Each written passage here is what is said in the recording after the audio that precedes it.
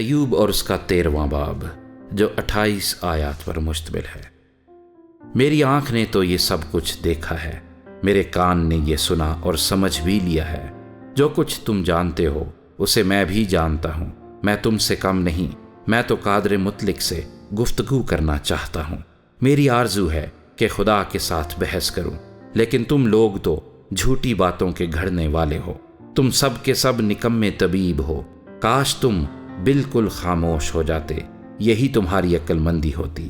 اب میری دلیل سنو اور میرے منہ کے دعوے پر کان لگاؤ۔ کیا تم خدا کے حق میں ناراستی سے باتیں کرو گے اور اس کے حق میں فریب سے بولو گے؟ کیا تم اس کی طرفداری کرو گے؟ کیا تم خدا کی طرف سے جھگڑو گے؟ کیا یہ اچھا ہوگا کہ وہ تمہاری تفتیش کرے؟ کیا تم اسے فریب دو گے جیسے آدمی کو؟ وہ ضرور تمہیں ملامت کرے گا۔ اگر تم خفیتاً طرفداری کرو، کیا اس کا جلال تمہیں ڈرا نہ دے گا اور اس کا رعب تم پر چھا نہ جائے گا؟ تمہاری معروف باتیں راکھ کی کہاوتیں ہیں، تمہاری فصیلیں مٹی کی فصیلیں ہیں۔ تم چپ رہو، مجھے چھوڑو تاکہ میں بول سکوں، اور پھر مجھ پر جو بیتے سو بیتے۔ میں اپنا ہی گوشت اپنے دانتوں سے کیوں چباؤں اور اپنی جان اپنی ہتھیلی پر کیوں رکھوں؟ دیکھو وہ مجھے قتل کرے گا، میں انتظار نہیں کروں گا۔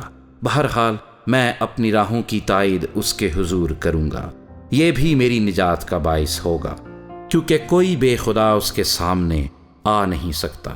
میری تقریر کو غور سے سنو اور میرا بیان تمہارے کانوں میں پڑے۔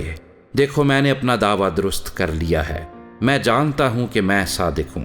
کون ہے جو میرے ساتھ جھگڑے گا؟ کیونکہ پھر تو میں چپ ہو کر اپنی جان دے دوں گا۔ فقط 2 ہی کام مجھ سے نہ کر، تب میں تجھ سے نہیں چھپوں گا۔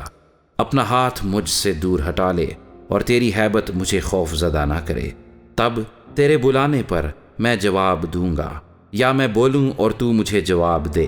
میری بدکاریاں اور گناہ کتنے ہیں، ایسا کر کہ میں اپنی خطا اور گناہ کو جان لوں۔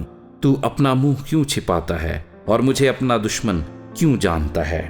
کیا تو اڑتے پتے کو پریشان کرے گا؟ کیا تو سوکھے ڈنٹھل کے پیچھے پڑے گا؟ کیونکہ تو میرے خلاف تلخ باتیں لکھتا ہے اور میری جوانی کی بدکاریاں مجھ پر واپس لاتا ہے۔ تو میرے پاؤں کاٹھ میں ٹھونکتا اور میری سب راہوں کی نگرانی کرتا ہے اور میرے پاؤں کے گرد خط کھینچتا ہے۔ اگرچہ میں سڑی ہوئی چیز کی طرح ہوں جو فنا ہو جاتی ہے، یا اس کپڑے کی مانند ہوں جسے کیڑے نے کھا لیا ہو۔